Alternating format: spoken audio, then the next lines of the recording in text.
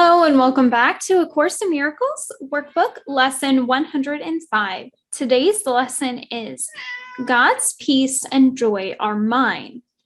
So for our practice periods today, we are going to focus on extending the peace and joy that are rightfully ours as gifts from God to others, especially those that we consider enemies or those that we have found fault with.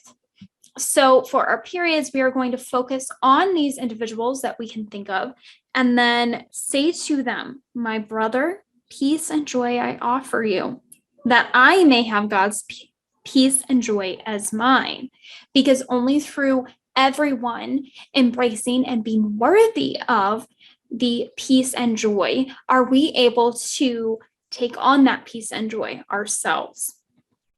And so if you can't spend the full 5 minutes every hour, at least say those words to ourselves.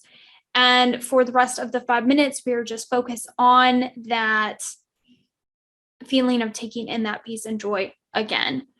And if anything comes up during the day that shakes us from that feeling, so if something comes up that gives us attack thoughts or temptation, as it likes to use, then say those words again in response. And another part of this is to recognize that to receive, we have to give. And so that's why we have to be able to give the peace and the joy to others in order to receive it, and to recognize the law of divine compensation, that by receiving, we are not taking anything from someone else. No one is experiencing lack because we are receiving. We are worthy of receiving just for existing and being holy.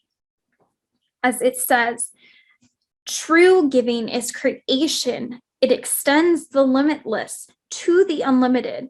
Eternity is timelessness and love upon itself. It adds to all that is complete already, not to simple terms of adding more, for that implies that it was less before.